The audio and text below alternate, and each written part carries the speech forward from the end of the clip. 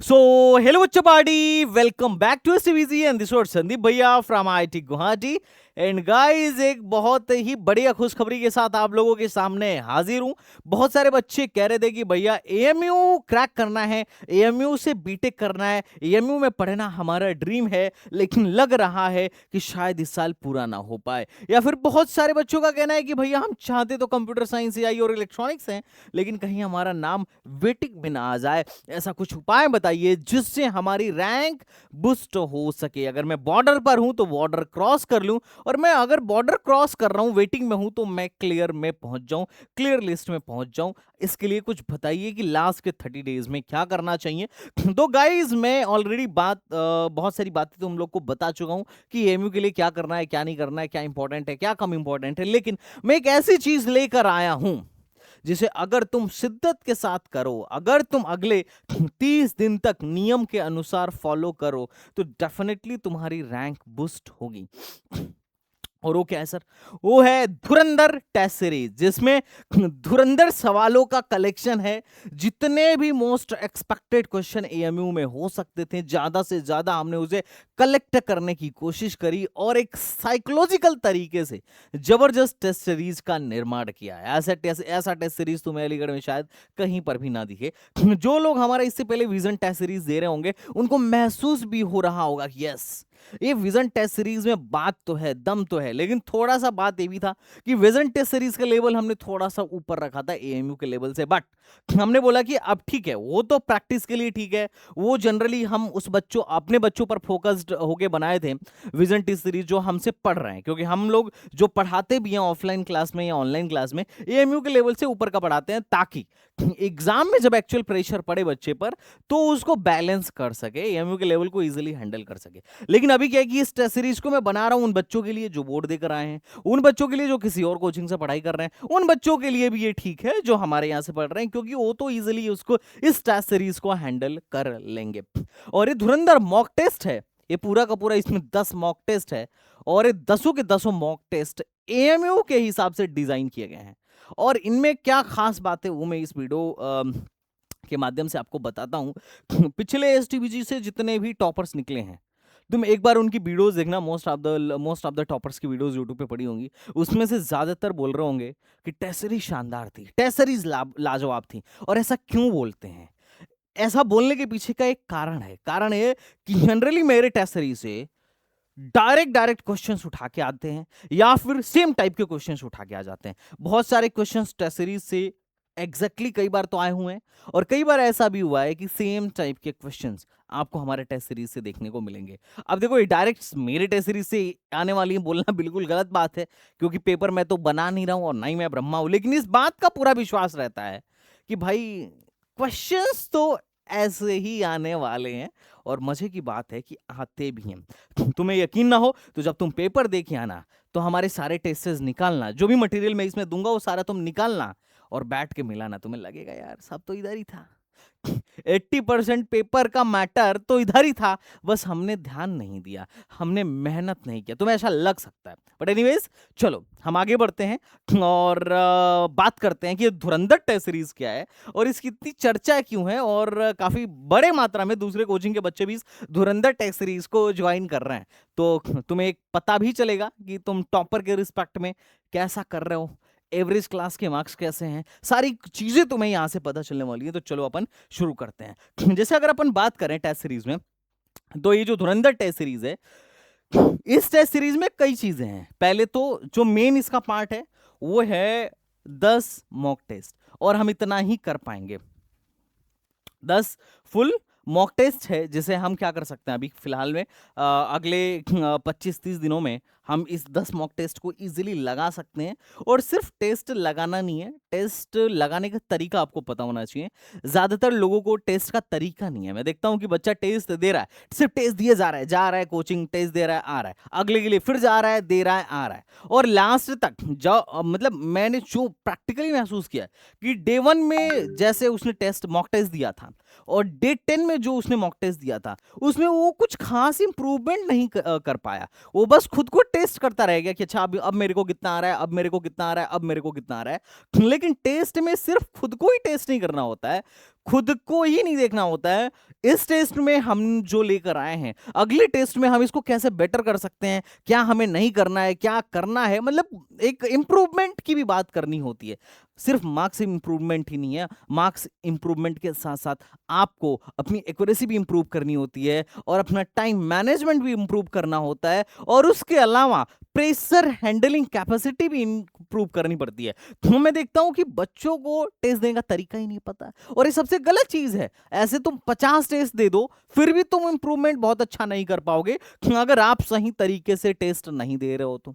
और टेस्ट कैसे देना है, इस पर पहले टेस्ट में, जब तुम्हारा ये 25 तारीख का टेस्ट होने वाला है, उस पर मैं एक सेशन लूंगा और देखना तो मैं लगेगा कि बहुत काम का सीजन है सर, मजा आ गया, जबरदस्त है सीरीज है। ओके, तो 10 पहले तो धुरंधर में 10 मॉक टेस्ट हैं। दूसरा क्या है कि हमने चैप्टर वाइज टेस्ट भी दे रखा है, ताकि तुम खुद को जब चाहो तब एनालाइज कर पाओ, तुम रिवीजन पर्पस से इन चैप्टर वाइज टेस्ट को एनालाइज कर पाओ। इन सारे चैप्टर वाइज टेस्ट में अच्छे क्वेश्चंस का निर्माण है। और दूसरा जो है, पिछले 5 साल का हमने पेपर दिया है लेटेस्ट, लास्ट में जाने से पहले पहले 25 का लगाओ, फिर 24 का लगाओ और लिखते जाओ कॉपी पे कितने नंबर आ रहे थे, फिर 23 का लगाओ, फिर 22 का लगाओ, फिर 21 का लगाओ, फिर 20 का लगाओ। देखो पिछले 5 साल में अगर तुम एज्यूम करो कि अगर तुम एएमयू में होते पिछले साल तो कितने नंबर आ जाते, जब लास्ट में, मतलब तुम ये मान के चलो 10 अप्रैल के बाद से काम करना शुरू कर देना, तुम खुद को एज्यूम करना, बैक में जाना और एज्यूम करना। तुम अगर तुम्हारा सिलेबस तैयार है तो तुम अब से भी एज्यूम करके कर सकते हो। इससे क्या होगा कि तुम खुद को इंप्रूव कर पाओगे समय रहते। वरना ये चीज अगर तुम्हें कल पता चले, एग्जाम के 2 दिन पहले पता चले कि नहीं यार तुम तो सिर्फ 50 नंबर पे ही अटक जा रहे हो, तो तुम ज्यादा कुछ कर नहीं पाओगे, क्योंकि ये वो वाली बात हो जाएगी कि अब पछताए होत क्या जब चिड़िया चुग गई खेत। एग्जाम के 2 दिन पहले अगर तुम्हें पता चल जाए कि भैया तुम्हारा सिलेक्शन नहीं हो पाएगा, थोड़ा मेहनत करते तो हो जाता, क्योंकि तुम बॉर्डर पे हो, है ना, तुम बॉर्डर पर हो, तुम 35 नंबर 30 नंबर पर अटक जा रहे हो, 28 नंबर पर अटक जा रहे हो। 5-7 नंबर का कंटेंट और पढ़ लेते ना तो तुम्हारा बेटा सिलेक्शन हो जाता, लेकिन अब नहीं हो पाएगा। क्यों? क्योंकि यार पिछले 5 साल में तुम्हारा सिलेक्शन, 5 साल के हिसाब से तो तुम्हारा सिलेक्शन हो ही नहीं पा रहा है, तो 2026 में तो और ज्यादा प्रेशर होगा। इन क्वेश्चन को तो कहीं ना कहीं तुमने देखा होगा, वो क्वेश्चंस तो हो सकते हैं कि सारे नए हो, तो यार फिर कहाँ सिलेक्शन हो पाएगा। अगर ये तुम्हें पता भी चल जाए ना एग्जाम से 2 दिन पहले, तो तुम नहीं कर पाओगे बहुत ज्यादा इंप्रूवमेंट। लेकिन वही एग्जाम के 1 महीना पहले पता चल जाए कि तुम्हारा सिलेक्शन नहीं हो रहा है, अगर तुम ये काम नहीं किए तो शायद तुम एग्जाम फोड़ दो। अगर तुम्हें 6 महीना पहले पता चल जाए कि यार तुम्हारा तो सिलेक्शन ही नहीं हो रहा है, अगर तुम ये करोगे तभी सिलेक्शन होगा, तो तुम पक्का एग्जाम फोड़ सकते हो, क्योंकि सारा खेल टाइम का है, और अगर टाइम को नहीं समझ पाओगे तो काम नहीं बन पाएगा। तो इसलिए पिछले 5 साल का हम इसमें पेपर दे रहे हैं, और वो भी टेस्ट के फॉर्म में भी दे रहे हैं और पीडीएफ में भी दे रहे हैं। जैसे मर्जी वैसे लगाओ, खुद को एज्यूम करो कि तुम उस टाइम पर एग्जाम में बैठे थे, और देखो कि तुम कितना क्रैक कर पा रहे हो। तो ये बड़ा ही इंपॉर्टेंट चीज है। ये टेस्ट ऑनलाइन और ऑफलाइन दोनों में कंडक्ट होने वाला है। मजे की बात है कि हम फुल 10 मॉक टेस्ट देंगे, चैप्टर वाइज मॉक टेस्ट देंगे, और उसके बाद से 5 फुल लेंथ पेपर भी हम आपको देंगे। और ये जितने भी 10 मॉक टेस्ट में या चैप्टर वाइज टेस्ट में क्वेश्चंस हैं, उनको क्या है कि इनको हमने बड़ा ही केयरफुली कलेक्ट किया हुआ है डिफरेंट डिफरेंट सोर्सेस से, डिफरेंट डिफरेंट बुक से। एएमयू के पीवाईक्यू हो गए, जेई के पीवाईक्यूज हो गए, या फिर डिफरेंट एग्जाम्स, जैसे बहुत सारे एग्जाम्स के क्वेश्चंस को क्या करता है, नीट हो गया, आपका डब्ल्यूबीजेई हो गया, आपका एमएसटीसीटी हो गया, कॉमेट के हो गया, बिटसेट हो गया, बहुत सारे एग्जाम्स के क्वेश्चंस क्या होते हैं एमयू में रिपीट होते हैं, तो उस पे हमने काम किया, और वहां से हमने बहुत सारे क्वेश्चंस कलेक्ट किए। स्टैंडर्ड जो बुक्स हैं एमयू के लिए, हमने वहां से क्वेश्चंस कलेक्ट किए, जो हमें लगा कि ये सबसे ज्यादा मोस्ट इंपॉर्टेंट क्वेश्चंस हैं। अगर इसको लगाएगा बच्चा तो डेफिनेटली इस टाइप के क्वेश्चन से एमयू एग्जाम में फंसने की संभावना है। तो ये उनका कलेक्शन है, और इसको ऐसे जाया मत होने देना। तुम्हारे फैकल्टीज का काफी दिनों के मेहनत का काम है, और मान लो अगर कभी क्लास छूट गई, कभी टेस्ट छूट गया, तो तुम उसे री अटेम्प्ट भी कर सकते हो, और हर टेस्ट का डिटेल सॉल्यूशन भी है, और तुम अपनी परफॉर्मेंस भी एनालाइज कर सकते हो कि कहाँ पे तुम लैग कर रहे हो, कहाँ पे और बढ़िया किया जा सकता था। जैसे फॉर एग्जांपल मैं तुम्हें अभी दिखा रहा हूँ कैसे कर सकते हो, और मैं तुम्हें अभी दिखा देता हूँ कि कैसा टेस्ट सीरीज आएगा, और इससे तुम्हें फील भी होगा कि जैसे तुम जेई में देते हो, या बिटसेट में देते हो, या किसी भी इंजीनियरिंग एंट्रेंस एग्जाम में देते हो, एग्जैक्टली ऑनलाइन मोड में ऐसा ही होगा। और कैसे क्या दिखने वाला है, कहाँ पर तुम्हें सॉल्यूशन मिलने वाला है, कहाँ पर तुम जाके एनालिसिस कर सकते हो, क्योंकि टेस्ट देने से ज़्यादा इंपॉर्टेंट है टेस्ट की एनालिसिस करना। तो ये बात ध्यान रखना। अब देखो चाहे तुम्हारा कई लोग ऐसे होंगे जिनको लग रहा होगा मेरा तो सिलेबस तैयार ही नहीं है, मैं क्यों मॉक टेस्ट दूं। बिल्कुल तुम मत दो, कोई बात नहीं है, लेकिन एटलीस्ट 19 तारीख को तो जाके तुम्हें मॉक टेस्ट रियल टेस्ट देना पड़ेगा ना। अब जब तुम्हें पता है कि हमें रियल खेलना ही खेलना है तो ट्रायल तो खेल के जाना ही चाहिए ना। चाहे जैसी भी तैयारी हो, ट्रायल तो खेलना ही चाहिए। भले 10 चैप्टर तैयार हो, 20 चैप्टर तैयार हो, इतना ज्यादा मैटर नहीं करता, क्योंकि अल्टीमेटली इन्हीं 10 चैप्टर के बिहाफ पे तुम्हें रियल बॉल खेलनी है। तो यार थोड़ा सा अक्ल लगाओ, है ना। टेस्ट सीरीज मिस मत करना। अब मैं तुम्हें दिखाता हूं, जैसे कि फॉर एग्जांपल अगर अपन जाए ना तो विजन टेस्ट सीरीज में अगर तुम जाओ यहाँ, तो विजन टेस्ट सीरीज में जैसे हमने, मैं तुम्हें दिखा रहा हूं कि कैसे टेस्ट दिखता है, ताकि तुम्हें क्लियर रहे कि अच्छा ठीक है यार, इसकी मदद से हमें डेफिनेटली हेल्प होने वाली है। अब इसमें अगर तुम देखो तो 12 फुल मॉक टेस्ट हो चुके हैं। इसमें लाइक 20-25 मॉक टेस्ट हैं, 12 हो चुके हैं। अब अगर मैं किसी भी टेस्ट का एनालिसिस खोलता हूं, तो जैसे मान लो फॉर एग्जांपल मैं स्टैट्स देखता हूं, तो 254 बच्चे अपीयर्ड हुए थे, और उस 254 में अगर हम लोग के पास तो आता है लीडर बोर्ड कि कौन कितने नंबर लेके आ रहा है। जैसे भरत 100 में से 72 नंबर लेके आया, हर्षिता जो है 100 में से 56 नंबर लेके आया, ये बच्चा 49 नंबर लेके आया। बहुत सारे बच्चे ऐसे थे जो 10 नंबर भी नहीं लेके आ पाए, 20 नंबर भी नहीं लेके आ पाए, है ना। तो उससे उनको भी आइडिया लगा कि हाँ यार, टेस्ट में हमारा काम नहीं बन पा रहा है, हमें इंप्रूवमेंट की जरूरत है। अब अगर मान लो चेक करना हो कि कहाँ कहाँ चीजें गलत हुई हैं, कैसे इंप्रूव करना है, तो आराम से बच्चा चेक कर सकता है। जैसे कि तुम अपने पे जाओगे तो तुम्हें दिखेगा कि भाई बच्चे की एक्यूरेसी कितनी है। अब बच्चे ने पूरे 2 घंटे लगाए थे इस पेपर को करने में, और उसके बाद भी मतलब वो मात्र टोटल 100 में से 57 क्वेश्चन तक ही बच्चा पहुंच पाया था। लेकिन अच्छी बात यह है कि इसका करेक्ट आंसर मतलब जो था वो सॉरी क्या बोलते हैं कि टोटल 100 क्वेश्चन थे, इसमें से इनकरेक्ट क्वेश्चन मात्र 7 हुए। तो कुल मिलाजुला के क्या था कि ये चीज मतलब एक्यूरेसी इसका बड़ा अच्छा था। जैसे कि 89 के आसपास की इसकी एक्यूरेसी रही, और किस इसने कितने अटेम्प्ट नहीं किए, तो 35 क्वेश्चन अटेम्प्ट नहीं किए, एक क्वेश्चन में ग्रेस मार्क्स मिला हुआ था, है ना। तो टोटली आपको देखने को मिलेगा। अब आप यहाँ पे अपना देख सकते हो सॉल्यूशन वगैरह कि क्या बोलते हैं यहाँ कि आपका स्ट्रॉन्ग पार्ट क्या है, मतलब थोड़ा सा कमजोर वाला पोर्शन कौन सा है। तो हम क्या करते हैं कि क्वेश्चन के साथ साथ नीचे उसका सॉल्यूशन भी देते हैं, ताकि बच्चे को इजीली समझ में आए कि किसी भी प्रॉब्लम, जो भी प्रॉब्लम उससे नहीं बन पा रहा है, या जो भी प्रॉब्लम उसका इनकरेक्ट हो रहा है वो क्या है। जैसे जितने भी इसके इनकरेक्ट क्वेश्चंस हैं यहाँ पे दिख जाएंगे कि कौन कौन से क्वेश्चन इनकरेक्ट थे।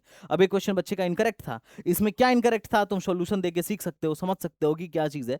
तो हमने क्वेश्चन और सॉल्यूशन सारा देख रखा है।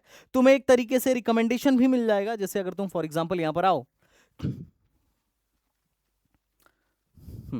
अगर तुम फॉर एग्जांपल यहाँ पर आओ, जैसे हम बच्चे का देख रहे थे, तुम्हारे में तुम्हारे स्टूडेंट के हिसाब से दिखाएगा कि तुम्हारा जो है वीकनेस क्या है, स्ट्रेंथ क्या है। जैसे बच्चे का स्ट्रेंथ केमिस्ट्री है, वीकनेस मैथमेटिक्स है। ज़्यादातर बच्चों का जो है वीकनेस मैथमेटिक्स ही मुझे देखने को मिलता है।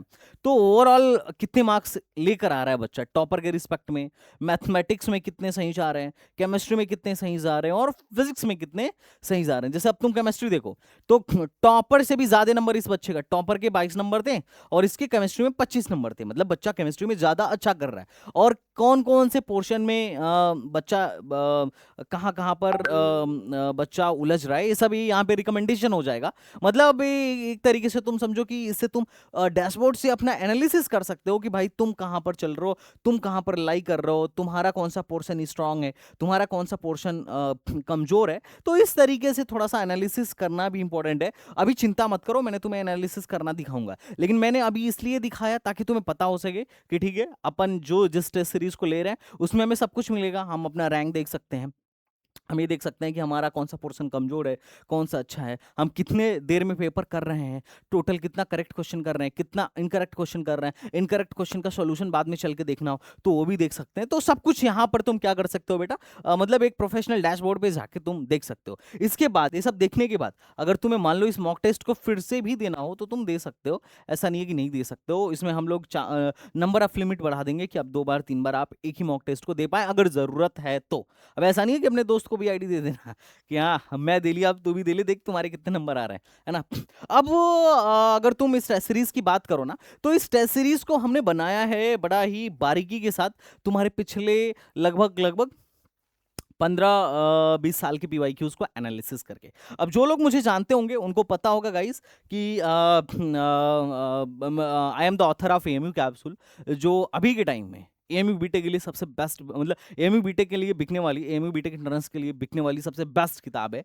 और जब मैं उस किताब को बनाया तो मुझे बहुत हद तक आइडिया लग गया कि क्या करना है, क्या पढ़ाना है, क्या नहीं पढ़ाना है, एएमयू वाले क्या पूछ रहे हैं, कहाँ से पूछ रहे हैं, सबसे ज़्यादा इंपॉर्टेंट टॉपिक्स कौन से हैं, सबसे ज़्यादा हॉट चैप्टर्स कौन से हैं। तो उसके करस्पॉन्डिंग हमने उसको स्टडी करते हुए, इस पूरे 15 साल के प्रीवियस ईयर क्वेश्चंस को स्टडी करते हुए, 15-20 साल के पीवाईक्यूज को, एएमयू के पैटर्न को स्टडी करते हुए हमने क्या किया, इस सीरीज को बनाया है कि एग्जैक्टली फिजिक्स के कौन से चैप्टर से कितने क्वेश्चंस रखने हैं, फिजिक्स के कौन से चैप्टर का कौन सा टॉपिक कितना ज्यादा वेटेज रखता है, कितना ज्यादा इंपॉर्टेंट है। तो एक तरीके से हमने यहां पर ऑलरेडी सारी इंजीनियरिंग कर रखी है। तो इससे क्या होगा कि बच्चा जो है ना हाईली, मतलब ऐसा नहीं है कि बच्चा कुछ भी लगा रहा है, इससे ये होगा कि बच्चा वही लगा रहा है जो पेपर में आने की सबसे ज्यादा पॉसिबिलिटी रखती है या जो उसके पेपर के लिए सबसे ज्यादा इंपॉर्टेंट है। ऐसा नहीं है कि मान लो कोई चैप्टर है और उससे सवाल आते ही नहीं है, फ्लूइड मैकेनिक्स से सवाल आ ही नहीं रहा है और मैं फ्लूइड मैकेनिक्स का अपने फुल मॉक टेस्ट में 10 क्वेश्चन, 5 क्वेश्चन, 4 क्वेश्चन दबा के दिए जा रहा हूं, उसका कोई मतलब नहीं है। जो चैप्टर कम्युनिकेशन हमारे सिलेबस में है ही नहीं, मैं कई कई मैं टीचर्स को, कई लोगों को टेस्ट सीरीज बनाते हुए देखता हूँ और बड़ा हंसी आता है कि बिना किसी एल्गोरिदम के किसी भी बुक से कोई भी सवाल उठा के दे देते हैं। अब कई बार तो ऐसा होता है कि जो चैप्टर सिलेबस में नहीं है वो उसका भी सवाल उठा के दे दिया, और कई बार तो ऐसा होता है कि टीचर सवाल पिक ही नहीं करता है, वो किसको सवाल पिक करने के लिए बोल देता है, किसी को भी, अरे यार ये इस किताब से सवाल उठा के दे दो, अच्छा टाइपर तू ही उठा के टाइप कर ले। मेरे को बड़ा हंसी आता है। क्यों? क्योंकि यार ठीक है, आप तो करवा दिया, आप तो टेस्ट सीरीज भी लॉन्च कर दिया, आप सब कुछ कर दिए, लेकिन नुकसान किसका हो गया? उस बच्चे का हो गया जो आप पे भरोसा करके आपकी मॉक टेस्ट ले रहा है, वो 2 घंटे बैठ के लगा रहा है, बाद में एनालाइज कर रहा है, और उसको पता ही नहीं है कि यार इससे 10 गुना बढ़िया टेस्ट सीरीज बनाई जा सकती थी, इससे 10 गुना ज्यादा बढ़िया क्वालिटी क्वेश्चंस इसमें डाले जा सकते थे, इससे 10 गुना ज्यादा अच्छे से एग्जैक्टली पेपर को एनालाइज करके इस टेस्ट सीरीज को बनाया जा सकता था, और वो टेस्ट इसके लिए ज्यादा बेनिफिशियल होता ना कि ये टेस्ट। किसी भी क्वेश्चन की प्रैक्टिस करना अभी के टाइम में उतना ज्यादा बेनिफिशियल नहीं है, क्योंकि टाइम नहीं है ना अपने पास।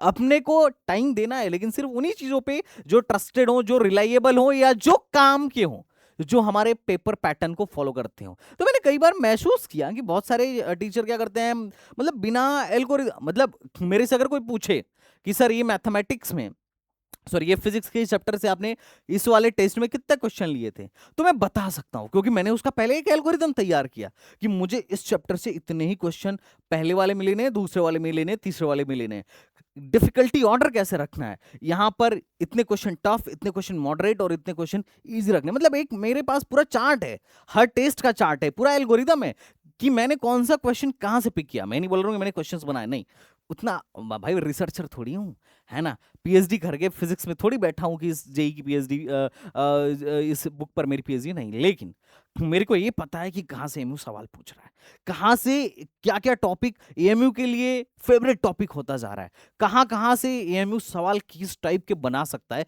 एक प्रोबेबिलिटी का बहुत अच्छा आइडिया है, और मैं वहां से अपने पेपर को सेट करता हूं ताकि जो बच्चा एग्जाम में बैठे ना, जिस दिन एएमयू के एंट्रेंस पे बैठे, उसे लगे नहीं कि कुछ अलग आ गया, उसे लगे कि पिछले 10 पेपर में यही तो करते आ रहा हूं, अब इस 11वीं बार करना है, लेकिन 11वीं बार सबसे ज्यादा हाई एनर्जी में करना है, और ऐसे करना है कि भाई पिछले 10 से भी ज्यादा बढ़िया नंबर आए, और डेफिनेटली आएंगे अगर तुम मेहनत करोगे, कंसिस्टेंटली खुद को इंप्रूव करोगे तब। तो ये पिछले 10-15 साल के पेपर को हमने एनालाइज किया, तब जाके एक जबरदस्त टेस्ट बनाया। और भाई इसमें काम भी यार, मतलब तुम अगर काम भी देखोगे ना, तो हम मतलब एसटीबीजी की फैकल्टीज ने काफी काम किया है, लाइक अलग अलग पोर्शन था, जैसे मैथमेटिक्स है, नईम सर हैं, विकास सर हैं, ये लोग इस पे काम कर रहे थे। केमिस्ट्री पे हैं तो केमिस्ट्री पे शुभम सर हैं, और तुम्हारे मयंक सर हैं, वो काम कर रहे थे। फिजिक्स में मैं हूं और बाकी के फैकल्टीज काम कर रहे थे। तो मैंने सबको साफ इंस्ट्रक्शन दे रखा था कि इस तरीके से एक एल्गोरिदम के तहत हमें काम करना है, और क्वेश्चन ये रहे कि ज़्यादा से ज़्यादा सेम कॉन्सेप्ट के क्वेश्चन एएमयू में हमारे आए, और ऐसा बच्चे को ना हो कि जब एएमयू एंट्रेंस देने बच्चा बैठे तो उसे लगे कि कुछ अलग आ गया, देखा ही नहीं था, उसे ऐसा लगे कि ये सब तो वही है जो अपने 10 साल में, पिछले 1 साल में अपन ने किया है, एग्जैक्टली ऐसा महसूस होना चाहिए। और जो लोग एसटीबीजी से पढ़े हैं उनको तो लगेगा आइडिया, है ना। तुम जब अगर तुमने ढंग से कायदे से पढ़ाई करी है तो तुम्हें डेफिनेटली इसका आइडिया लगेगा एग्जाम में। बट एनीवेज बच्चा पार्टी, अब अगर किसी को ये लग रहा हो कि भैया अभी भी एग्जाम क्लियर होगा कि नहीं होगा, तो मैं तुम्हें बता देता हूं कि देखो 100 नंबर का पेपर है और तुम्हारे 60 नंबर प्लस आ रहे हैं, तो तुम डेफिनेटली कंप्यूटर साइंस के लिए एलिजिबल हो। बहुत हाई चांस है कि तुम्हें कंप्यूटर साइंस या एआई जैसी ब्रांच मिल रही हो। बाकी मैंने ब्रांच वाइज निकाल दिया है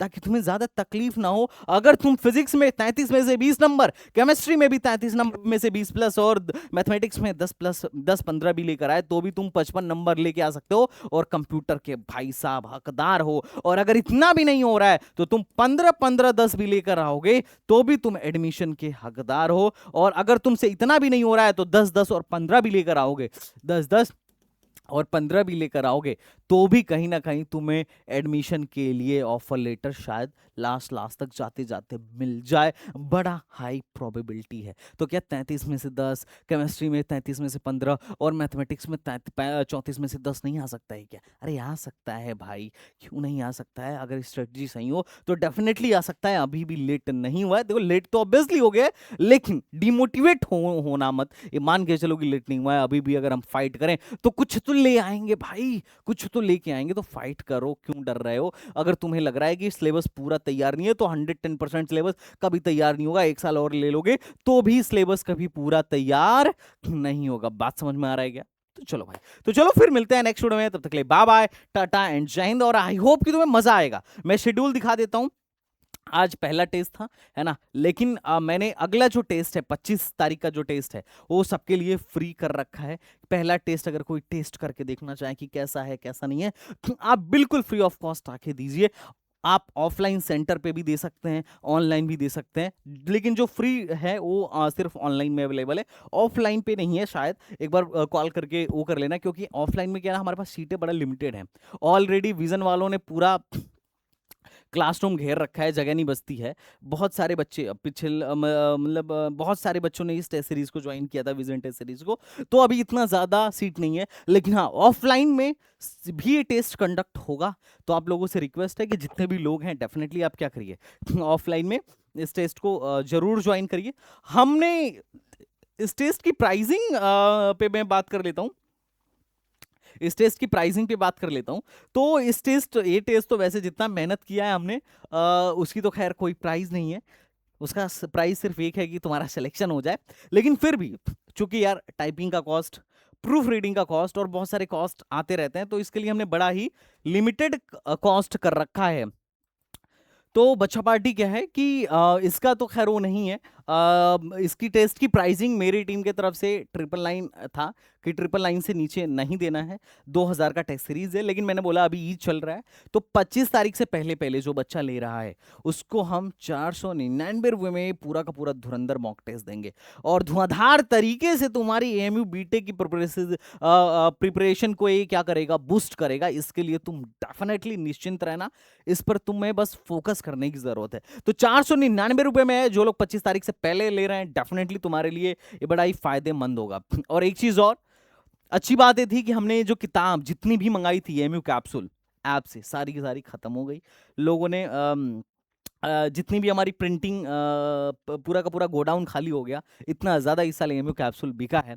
और फिर हमने क्या किया, हमने इसका नया स्टॉक मंगाया बच्चों के डिमांड पर। और यही नहीं, अभी और सुनिए, एएमयू 11th के लिए भी एएमयू कैप्सूल लॉन्च हो गया। तो अगर आपके छोटे भाई बहन एएमयू 11th की तैयारी कर रहे हो, तो इसमें पूरे 21 साल का पेपर है, वो भी वीडियो सॉल्यूशन के साथ। तो आप इसे भी क्या कर सकते हैं, उन्हें रिकमेंड कर सकते हैं। और हमने तो इससे ज़्यादा मेहनत इस पे किया है, अगले बार इस पर और मेहनत करेंगे और डेफिनेटली इसे और भी बेहतर बनाएंगे। और ये तो जबरदस्त है ही, तो एक बार रिकमेंड करिए, बाकी डेफिनेटली सिलेक्शन होगा। और जो लोग क्रैश कोर्स में इंटरेस्टेड है, एएमयू 11th एएमयू बीटेक दोनों का क्रैश कोर्स स्टार्ट हो चुका है। और भाई साहब ये मात्र अभी आपको 1499 में मिल रहा है, और उसमें भी 499 का टेस्ट सीरीज फ्री। लो, 999 का कोर्स तुम्हें यहाँ पे मिल रहा है, तो बड़ा ही मजेदार चीज है। Anyways I hope you will find it's a very helpful. और देखो यार, सिर्फ कोई भी टेस्ट सीरीज या कोई भी कोचिंग 100% तुम्हारा सिलेक्शन नहीं करा सकती है। सिलेक्शन तो भाई तुम्हें खुद से ही करना होगा। हम टूल दे सकते हैं, मटेरियल दे सकते हैं, हम गाइडेंस दे सकते हैं और हम तुम्हारे टॉर्च बियरर बन सकते हैं, लेकिन चलना तो भैया साथ में तुम्हें पड़ेगा। अकेले चल के सिलेक्शन होना होता तो यार क्या ही बात होती ना। तो भाई फाइट तो तुम्हें साथ में मारनी पड़ेगी। मैं तुम्हारे साथ हूं, इसके लिए तुम निश्चिंत रहो। जहां जब भी जैसे भी जरूरत पड़ेगा, जस्ट कनेक्ट विद संदीप भैया, नो इशू। चलो वो चपाटी, मिलते हैं नेक्स्ट वीडियो में, तब तक के लिए बाय बाय, टाटा एंड जय Hind. Thank you so much.